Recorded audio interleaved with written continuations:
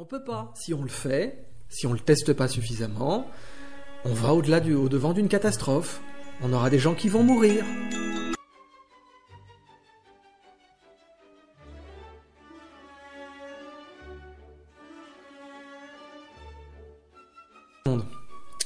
Pour cette vidéo, un sujet dont je sais qu'il est sensible, et il est d'autant plus sensible que les vidéos sur YouTube qui le reprennent, ou qui en général l'abordent, risquent très sérieusement la destruction de leur chaîne.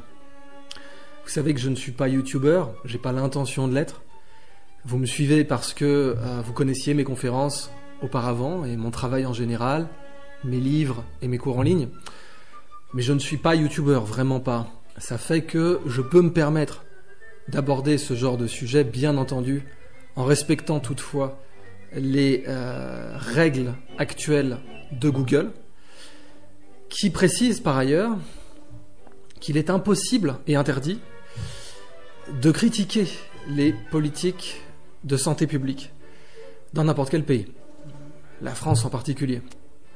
Ça signifie que je n'ai en aucun cas le droit de vous dire que la politique de santé publique française est mauvaise, voire très mauvaise. Je n'ai en aucun cas le droit de vous faire ce genre de déclaration. Je vais donc me contenter de rappeler quelques faits et puis aussi de vulgariser des éléments importants de la sociologie des sciences, de la sociologie académique, on l'a vu dans la crise de la Covid-19, et puis des politiques de santé publique générales, sans parler en particulier de la France ou d'autres pays qui ont été critiqués par ailleurs dans la presse, ce qu'il est possible de rapporter dans cette vidéo. Le sujet des vaccins, en général, est tellement caricaturé aujourd'hui qu'on essaie de le limiter à deux camps, les vax et les anti-vax. À chaque fois qu'on fait une telle limitation, bien entendu, on ne fait plus ni de science, ni de sociologie, ni de médecine, ni de politique, ni de santé publique. Le débat ne peut pas être, évidemment, limité à ces deux catégories, aussi tragiques l'une que l'autre. Il doit être limité à la science reproductible, c'est-à-dire à ce qui fonctionne et à ce qui est démontré fonctionner. En matière de virologie, vous pourrez penser que la nature est bien faite. En général, dans les trois critères fondamentaux des virus, on n'en connaît aucun qui ait les trois à la fois. Alors, les trois critères fondamentaux des virus en matière de santé publique, c'est leur létalité, leur capacité à muter et leur contagiosité. Et nous n'avons pas de virus qui soit à la fois très létal, très contagieux et qui mute énormément. Nous n'avons pas de coup du chapeau, il n'y a pas de hat-trick des virus. On a des virus qui sont très létaux, comme la variole, mais qui ne mutent pas énormément, comme la grippe, ou comme le SRAS-CoV-2, qui mute énormément. On a des virus qui sont mortels à terme, comme le VIH, et qui mutent beaucoup, mais qui ne sont pas très contagieux. Le VIH n'est pas manuporté ou aéroporté. D'ailleurs, Lady Di, à l'époque, avait bien voulu le montrer au monde entier, que le VIH n'était pas manuporté, elle avait touché des patients séropositifs pour bien le montrer. On n'a pas donc j'insiste, de coup du chapeau dans les virus. C'est tant mieux, cela dit, vous pouvez être à peu près certain que la recherche militaire sur les virus de synthèse, bien entendu que cette recherche existe. Vous savez aussi que, contrairement à ce qu'il a pu être dit, la piste d'un virus de synthèse reste envisageable. Cela a été évoqué par tout un tas de journaux et de scientifiques sérieux, même si au début, évidemment, le simple fait d'évoquer cette piste était considéré comme farfelu. Et de la même manière, on essayait de rejeter les gens qui cherchaient simplement la vérité en la matière dans la catégorie des types qui se mettent des feuilles de papier aluminium sur la tête pour pas se faire contrôler par les aliens. Et la caricature est toujours une façon de détruire tout débat. Mais évidemment, le chercheur de vérité authentique va aller au-delà, et sait aller au-delà des réflexes conditionnés, qui sont principalement le problème essentiel dans toute discussion sur la politique vaccinale, l'intérêt d'une politique optimale, qu'elle soit vaccinale ou non, une politique de santé publique sérieuse. Son plus gros ennemi, c'est la réaction caricaturée, la réaction conditionnée. C'est-à-dire on appuie sur le bouton d'une personne et se déclenche un ensemble de réactions conditionnées qu'elle a apprises à l'école ou au contact de ses pairs. Pour moi, c'est l'exemple même des no-fake-made. Les no-fake-made sont devenus des machines qui ont des comportements totalement conditionnés, des comportements de meute, on l'a vu, avec tout un tas de personnes. Je salue au passage l'un d'entre eux qui ne me porte pas dans son cœur, certes, mais dont je salue l'intégrité intellectuelle pour cette partie-là, quand il s'est rendu compte, ce monsieur, que les no-fake-made étaient bien entendu liés à différents groupes d'intérêts pharmaceutiques. Eh bien, il a décidé d'en quitter l'affiliation. Il s'agit de l'écrivain Christian Lehmann, et généraliste par ailleurs. Je ne le soutiens évidemment pas quand il a balancé cette histoire complètement dingue des factures dans Libération, mais ça ne m'empêche pas de faire la part des choses concernant le fait qu'il a eu l'intégrité intellectuelle, bien sûr de garder ses positions, mais au moins de n'avoir aucun conflit d'intérêts. Au passage, c'était la raison pour laquelle j'avais débattu avec Laurent Alexandre. Laurent Alexandre a les positions qu'il a, mais il n'a pas de conflit d'intérêts. Contrairement à Gilbert Deray, à Karine Lacombe, à tout un tas de personnes, il ne prend pas les positions qu'il a de façon concomitante au fait d'avoir été rémunéré par différents acteurs pharmaceutiques dont les intérêts ne sont pas forcément ceux de la science actuelle. On l'a vu avec le Lancet Gate, on l'a vu avec d'autres cas. Donc, j'ai aucun problème à débattre avec des gens qui n'ont pas du tout la même opinion que moi quand ils n'ont pas de conflit d'intérêts. Évidemment, quand ils en ont et qu'ils ne les déclarent pas, pour moi, ces personnes ne méritent pas même de débattre, ne méritent absolument pas que je cite leur nom ou que je leur réponde. Donc, en matière de santé publique, la vaccination n'est pas la façon la plus systématique de lutter contre un virus, contrairement à ce que l'on croit. Par exemple, moi, j'ai été vacciné contre la grippe. Influenza, les virus de la grippe, il y en a évidemment une très grande diversité, mutent énormément. Et il est rare d'avoir un influenza en fait qui a les trois à la fois. Alors quand je vous ai dit qu'on n'a pas de coup du chapeau dans les virus, on l'a eu une fois avec un variant, la grippe espagnole, la grippe dite espagnole, vous savez comment ça se passe, on attribue toujours ça à un groupe ethnique ou à quelqu'un, mais en tout cas, comme on a eu un Chinese virus, bon en l'occurrence effectivement le SARS-CoV-2 est bien né à Wuhan, qu'il soit un virus de synthèse ou pas, c'est là-bas qu'il est né en tout cas. Mais la grippe espagnole pourrait être le seul candidat dans l'histoire au coup du chapeau de la létalité, de la contagiosité et de la mutabilité. Même si en réalité, ce variant, puisque c'était qu'un seul variant, ce variant aurait sans doute pu faire l'objet d'une vaccination. C'est juste qu'il a été beaucoup trop foudroyant pour qu'on ait le temps d'envisager de créer un vaccin à partir de lui. Alors, la vaccination, d'où ça vient ? On pense qu'on associe ça souvent à Pasteur. C'est vrai que Pasteur a fait énormément pour défendre la vaccination, en particulier donc contre le virus de la rage, qui n'avait donc pas le coup du chapeau, il ne mutait pas et il ne mute toujours pas énormément. C'est bien pour ça qu'on a pu éradiquer la rage d'ailleurs, comme on a pu éradiquer la variole et la poliomyélite. Mais en réalité, la vaccination pourrait être attribuée aux Chinois. Et je pense que c'est au XVIIe siècle qu'on commence à voir des cas où on fait des préparations à partir de pus de patients qui sont morts de la variole et qu'on inocule, oui, réellement des patients avec, pour les protéger. C'est Jenner en Occident, en Europe, qui va se rendre compte que les filles de ferme ont la réputation d'être belles parce qu'elles n'ont pas les marques de la variole sur le visage. Et il se rend compte que l'exposition à la variole bovine, qui est beaucoup moins dangereuse et qui n'est pas mortelle, les protège de la variole humaine.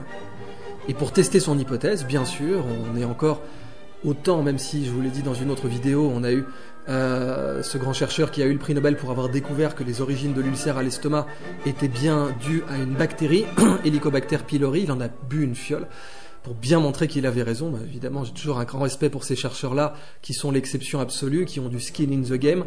Et Jenner s'est inoculé lui-même sa vaccine, et c'est de là que ça vient, donc la vache, la vaccine.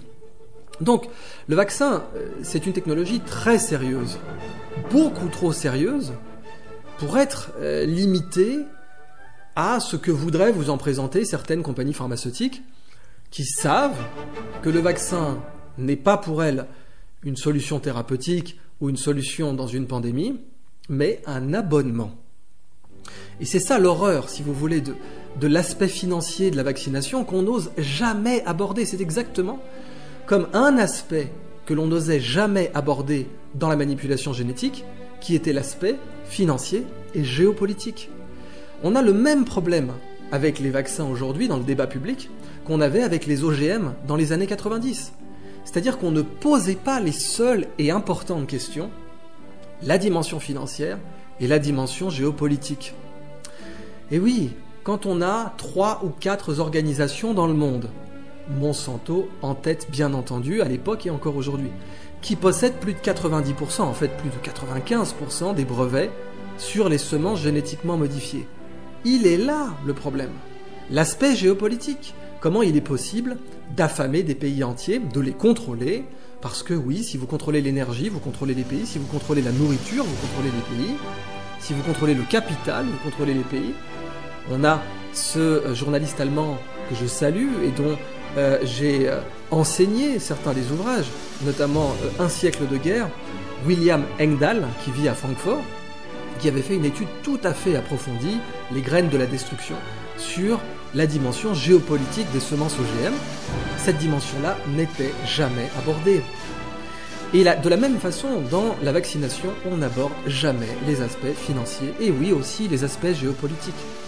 Par exemple, comme je vous le disais, moi j'ai été vacciné contre la grippe. Et j'ai quand même contracté la grippe l'année de ma vaccination.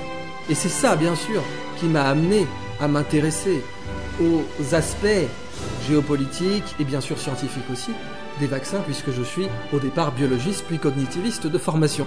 Au passage, pour tous les complotistes qui avaient élaboré les théories les plus farfelues là-dessus, ça y est, ma thèse, qui était sous embargo industriel pendant 5 ans parce qu'elle présentait des technologies bien trop sérieuses pour être publiée immédiatement, eh bien est enfin disponible en ligne. Salut les haters. Et elle souligne bien entendu que je suis docteur de l'école polytechnique pour l'école polytechnique qui a vraiment une addiction sérieuse au mensonge. Mais fermons cette parenthèse. Alors, étant biologiste et cognitiviste de formation, je me suis intéressé à cela, mais je l'ai vécu aussi dans ma chair. Une année, j'ai été vacciné contre la grippe, et malgré cela, j'ai contracté la grippe. Pourquoi ? Parce que la vaccination contre la grippe ne vous garantit absolument pas de ne pas la contracter dans l'année de votre vaccination. Absolument pas. Aucun médecin, aucun virologue ne peut vous dire que le vaccin contre la grippe est une garantie de ne pas la contracter dans l'année de votre vaccination. Pourquoi ? Parce qu'aujourd'hui, le monde voyage. C'est intéressant le vaccin contre la grippe dans certains cas, pour des personnes et des populations qui ne voyagent pas beaucoup, qui ne s'exposent pas à des personnes qui voyagent beaucoup, qui ne sont donc pas proches d'aéroports ou de gens qui voyagent énormément, en particulier à l'international. Mais moi, étant conférencier et consultant international, aujourd'hui comme à l'époque où j'avais été vacciné, ça n'a pas raté, je l'ai contracté, parce que je voyageais en Chine et que je me suis pris un variant qui n'était pas couvert par ce vaccin. Et ça, c'est une réalité scientifique. Elle est anecdotique en ce qui me concerne, mais elle est scientifiquement générale. Bien entendu, pour un virus qui mute autant que les classes de virus influenza, bien entendu, la vaccination n'est pas une garantie du tout contre tous les variants. Eh bien, scoop, évidemment, les vaccins contre le SRAS-CoV-2 ne peuvent pas vous protéger de tous les variants. C'est reconnu scientifiquement, c'est porté sur les notices. Ça a des conséquences, bien sûr, en termes d'information du public assez essentielles. C'est-à-dire que quiconque arriverait en vous disant il faut un passeport vaccinal pour vous protéger définitivement du coronavirus, en tout cas du syndrome respiratoire aigu sévère qu'implique le SRAS-CoV-2, vous mentirez. Vous ne vous représenterez pas la vérité telle qu'elle est. C'est un virus qui a une variabilité exceptionnelle au niveau des virus de la grippe, en conséquence de quoi se vacciner contre lui est extraordinairement difficile. Mais quand vous voulez tourner ça de la manière qui vous plaît, et en particulier de la manière qui vous permet de représenter cela comme un abonnement, c'est-à-dire plusieurs doses de vaccins tous les trimestres à 150, 800 € la dose. Netflix aujourd'hui, pour vous donner une idée, vaut autour de 400 milliards en bourse, si ma mémoire est bonne. 400 milliards de dollars pour des abonnements qui commencent autour de 10 € par mois, donc 30 € par trimestre. Pour 30 € par trimestre et une certaine population abonnée, vous valez 400 milliards en bourse. Imaginez combien vous pouvez valoir pour 150 € par trimestre, et une population a priori encore plus large, puisque cette fois, ce n'est pas un confort substituable, c'est-à-dire le fait d'avoir des films en ligne qu'on vous offre, mais bien le fait de vous sauver et de sauver le monde et de sauver votre prochain et de sauver accessoirement votre grand-mère. C'est ça l'aspect économique, financier et géopolitique, oui bien sûr, de la vaccination. Géopolitique à plus forte raison, quand vous avez bien sûr une guerre des frontières, un nouveau rideau de fer avec cette guerre froide 2.0 dans laquelle nous sommes plongés depuis au moins la deuxième guerre du Golfe. Et cette guerre froide 2.0, bien sûr, elle inclut l'ostracisation de la Russie.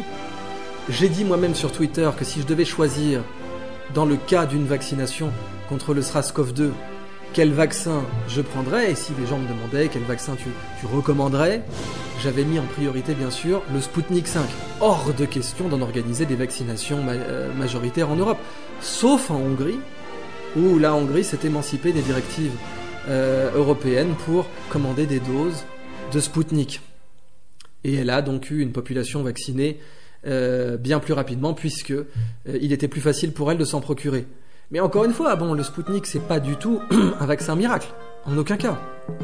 C'est un vaccin qui, pour l'instant, semble être le plus sûr, même si, en réalité, le vaccin qui aurait été le plus testé, donc c'est-à-dire sur le plus grand nombre de gens, mais avec la diversité génétique la plus faible, cependant, serait le vaccin chinois lui-même, où là, ils l'ont carrément prescrit de force à toute leur armée, et donc vous avez une assiette de personnes qui ont été testées, qui est la plus grande aujourd'hui au monde, mais avec une diversité génétique, encore une fois, inférieure à celle que vous aurez avec Sputnik.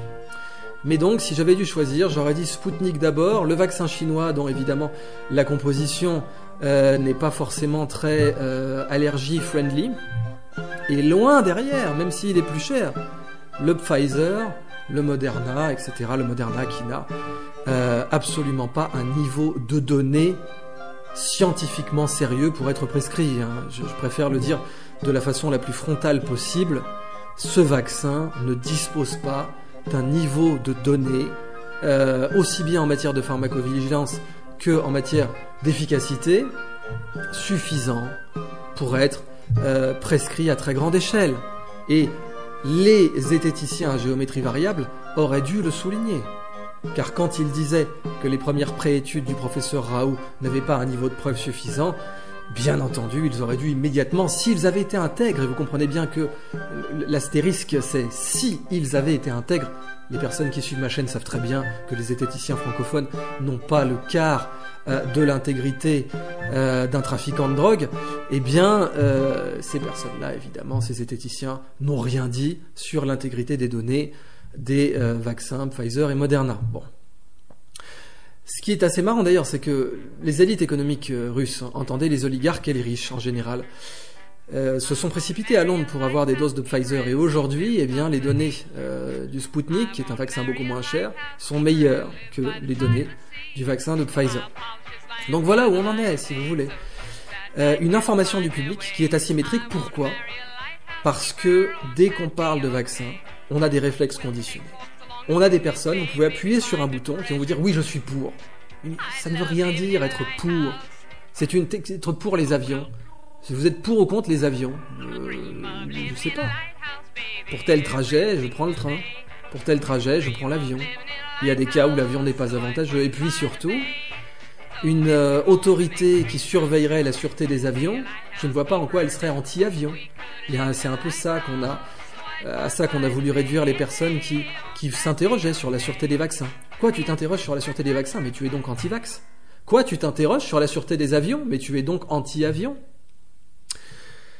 Par exemple, pourquoi a-t-on dû attendre d'avoir les informations et les prises de position des pays scandinaves, en particulier de la Norvège, pour être certain qu'il existait un lien entre des thromboses potentiellement mortelles et le vaccin AstraZeneca ?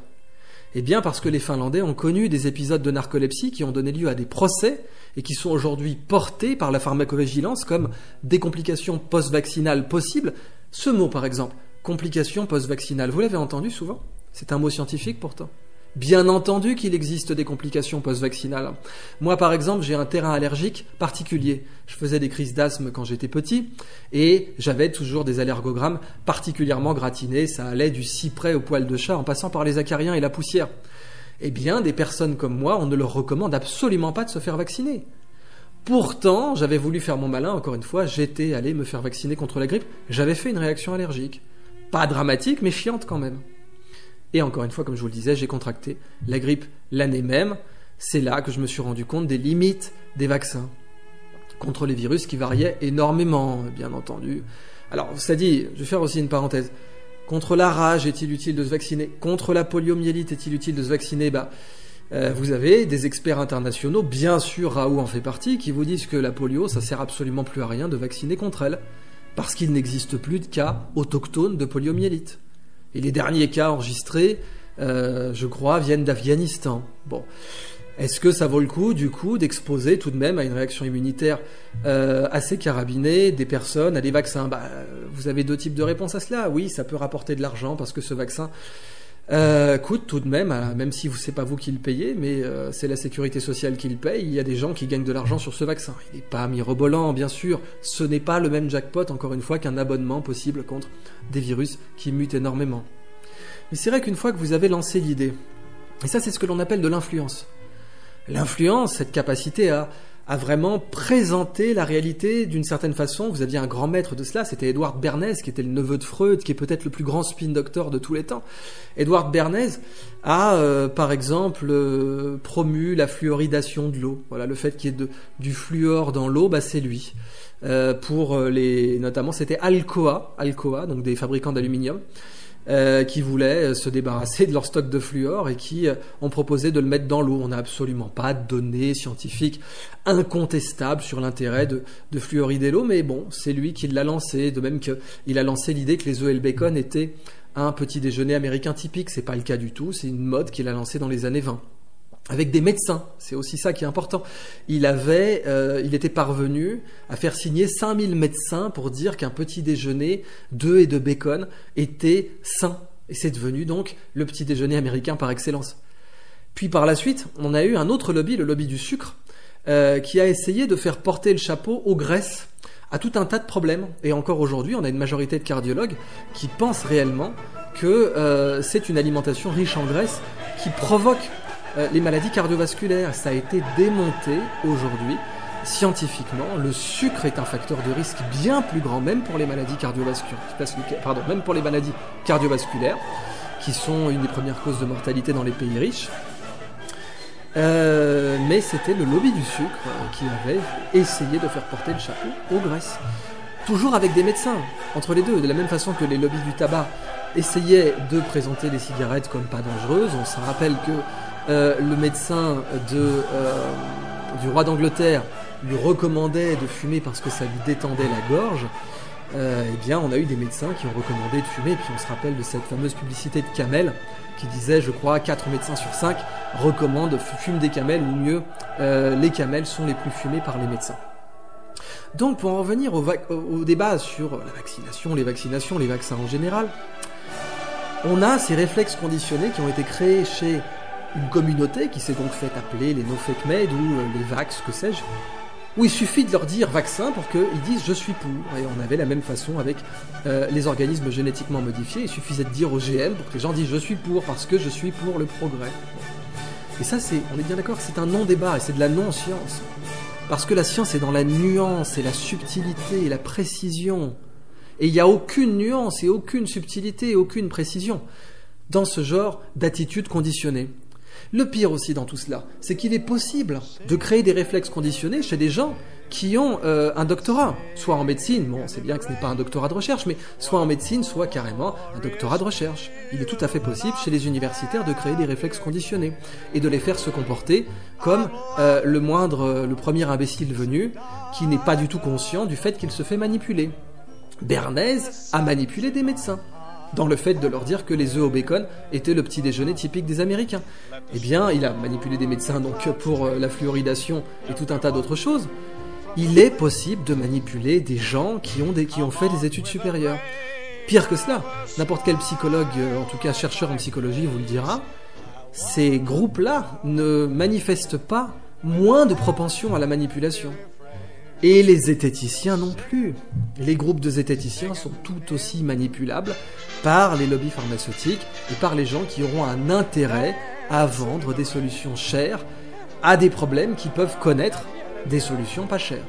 Comme l'ivermectine, dont il est démontré scientifiquement aujourd'hui qu'elle a bien entendu un impact sur la Covid-19, comme l'hydroxychloroquine et l'azithromycine ou autres macrolides qui sont donnés en bithérapie et qui sont des traitements, oui, ce mot existe, bien entendu, pour la Covid-19. Donc, ce mot même de complications post-vaccinales, si vous ne l'aviez jamais entendu, j'aimerais que vous le diffusiez, car c'est un terme scientifique.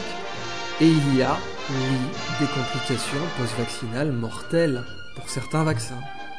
Et pour les vaccins du SRAS-CoV-1, qui avaient donc déjà été étudiés, et dont Roselyne Bachelot, d'une façon très spectaculaire, avait commandé, comme on le sait, 90 millions de doses. Oui, pour 66 millions de Français, c'était quelque chose de tout à fait judicieux. Eh bien, avait déjà donné lieu à des procès qui, comme d'habitude, ont été étouffés, qui, comme d'habitude, n'ont paru qu'avec une certaine réserve dans la presse, mais qui ont existé.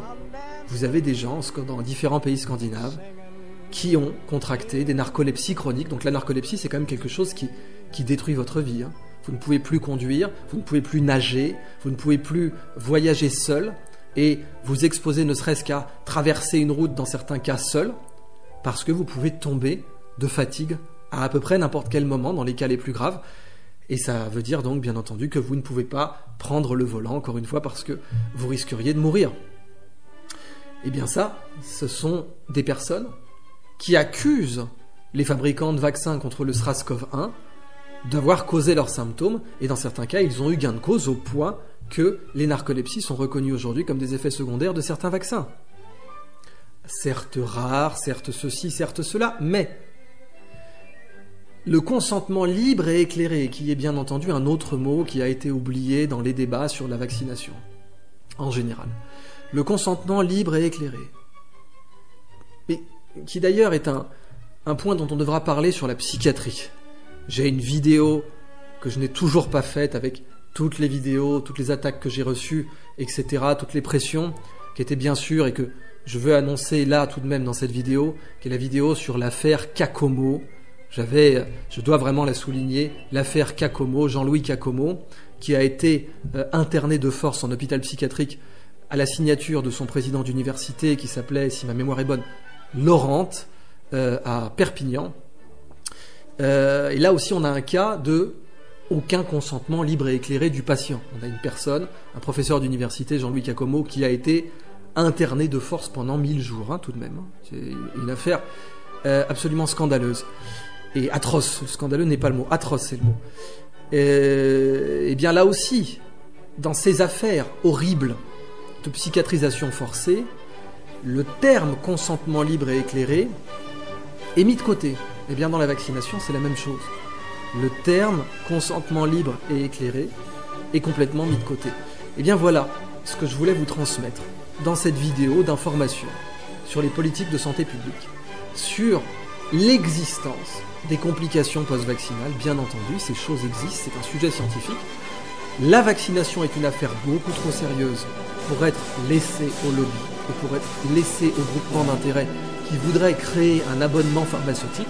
Et d'ailleurs, notez bien, je n'ai rien contre les abonnements pharmaceutiques s'ils sont préventifs. Alors vous me direz, mais oui, justement, le vaccin c'est préventif. Non, je parle de ce qu'on appelle la nutraceutique, les alicaments, qui est un domaine profondément sérieux, mais qui a malheureusement plein d'ennemis, toujours pour des raisons financières, en aucun cas pour des raisons scientifiques.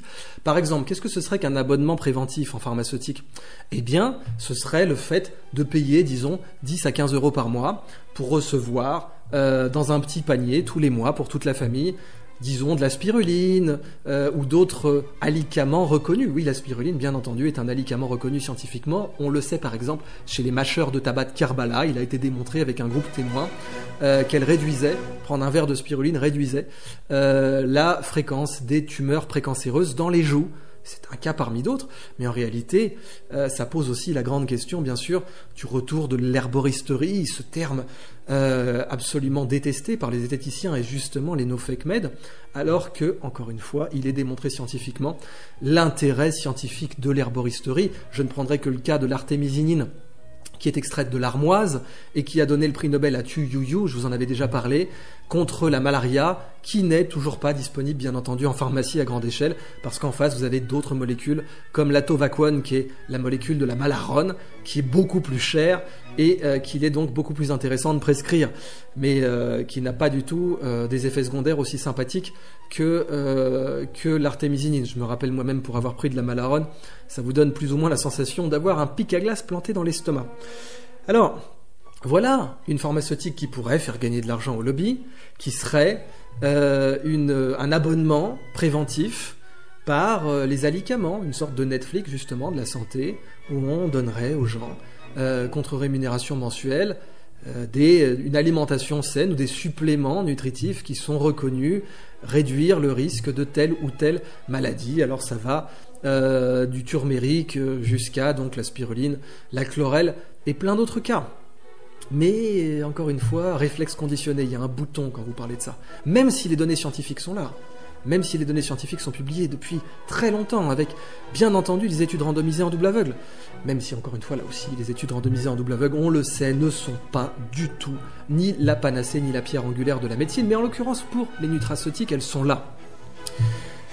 Les vaccins, maintenant, pour y revenir, sont une technologie sérieuse et on ne peut pas raconter n'importe quoi.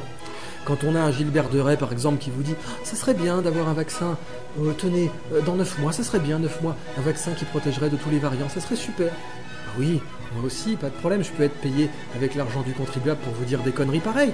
Ça serait bien un vaccin contre le sida, là tout de suite, ça serait cool. Un vaccin contre toutes les variantes d'influenza, un vaccin contre Ebola, ça serait... Tiens, tenez, dans 9 jours, ça serait bien. J'aime bien le chiffre 9, Nikola Tesla était fan du chiffre 9. Dans 9 jours, ça serait cool d'avoir ça. C'est un médecin qui vous sort ça. Gilbert Deray, il est médecin. Rendez-vous compte du niveau, je veux dire, qu'on atteint sur les plateaux. Ce guignol qui s'est fait recadrer d'ailleurs fermement par Éric Chabrière, eh ben il vous sort ça. Oui, ce serait bien d'avoir. Bon, ben, ne vous laissez pas désinformer. La vaccination, c'est une technologie difficile. Pourquoi vous croyez que l'Institut Pasteur a eu les coronesses, pardonnez-moi, d'annoncer qu'il n'avait pas de vaccin contre le SRAS-CoV-2? L'Institut Pasteur, c'est des branques a priori. Ah, ils ont dit non, écoutez, on est des chercheurs. On ne peut pas comme ça, en 6 mois, vous sortir d'un chapeau parce que vous, les politiciens et les groupements d'intérêt qui vous payent, aimeraient qu'on annonce un truc. On ne peut pas. Si on le fait, si on ne le teste pas suffisamment, on va au-devant d'une catastrophe. On aura des gens qui vont mourir. La raison pour laquelle on arrête le vaccin AstraZeneca aujourd'hui est celle-là. Les thromboses, on peut en mourir et on en meurt. Et malheureusement, ce n'est pas la France qui a été leader, alors qu'à l'époque, bien sûr, de Pasteur, c'était le cas, c'était la France qui était leader. Là, il a fallu que ce soit l'Allemagne qui, à la suite des différents pays scandinaves, je crois que ça devait être la Norvège encore une fois, a dit, on arrête, il y a des gens qui meurent. Si vous croyez une seule seconde que certaines grandes sociétés pharmaceutiques ont des remords quand il y a des milliers de morts, je dis des milliers, à la suite de la prescription de mauvais médicaments, aussi banal par exemple que comment il s'appelait son médicament contre le Roaccutane, médicament contre l'acné, qui a causé des morts et c'est démontré dans certains procès et c'est reconnu comme tel, hein. Évidemment, dans les procès res judicata pro veritate habitur, la chose jugée doit être considérée comme la vérité. Eh bien oui, il y a eu des jugements qui ont été rendus sur le lien de cause à effet entre des suicides et la prise de Roaccutane. Comme il y a eu des jugements rendus sur les narcolepsies et certains vaccins, ou des décisions en tout cas qui ont valeur de jugement. C'est cela dont je voulais vous informer, pour vous rappeler que la vérité est dans la nuance, dans la précision. Et que des gens qui se font passer pour des scientifiques ne sont que des jukebox conditionnés. Que des gens qui vous disent... Voilà, tu es contre les vaccins, mais alors ça veut dire que tu es pour le SRAS-CoV-2, tu es pour la Covid-19. Bon, ces gens-là ne font absolument pas de science. D'ailleurs, en général, ce sont simplement des gens qui ont regardé quelques vidéos sur YouTube de guignols zététiciens ou autres, et qui n'ont pas de formation scientifique eux-mêmes pour sortir un raisonnement à l'emporte-pièce aussi peu scientifique. La science est une affaire très sérieuse. On ne la résume pas à des oppositions binaires comme vax et anti-vax. Il faut être beaucoup plus rigoureux que cela. Et bien évidemment, de la même façon qu'on ne peut pas comme ça demain vous sortir un vol supersonique ou un vol hypersonique Paris-Tokyo en 1h30 compensé carbone. Ça serait bien pourtant, ça serait bien, ça serait génial, tiens, si je vais parler comme Gilbert de Rais maintenant. Ça serait bien qu'on ait un petit vol Paris-Sydney, si possible, qui fasse des arcs-en-ciel, hein, parce que j'aime pas trop les traînées blanches, et puis qui, bien sûr, soit non pas compensé carbone, mais carbone négatif, que l'avion, en faisant ça, pompe le carbone du monde. Ça serait bien. Tenez, ça serait bien qu'on l'ait dans 9 jours, toujours. Hein. Dans 9 jours, ça serait bien. Bon. N'importe quel ingénieur en aéronautique, il vous dira, écoute, bonhomme, faut que tu arrêtes de prendre de la drogue. Eh bien, une technologie vaccinale, c'est le même niveau de complexité. Au moins le même niveau de complexité. Parce que bien entendu, le vaccin contre le VIH et tous ses variants très nombreux, ça fait un certain temps qu'on le cherche tout de même.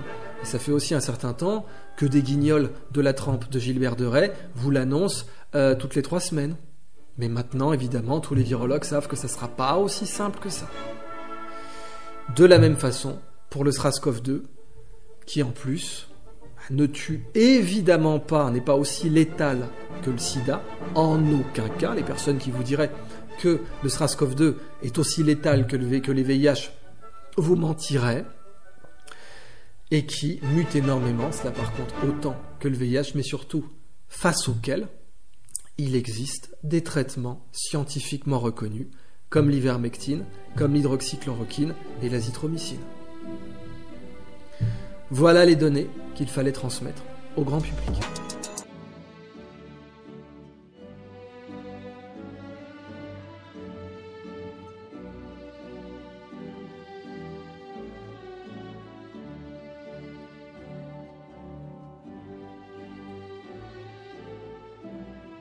On peut pas. Si on le fait, si on le teste pas suffisamment,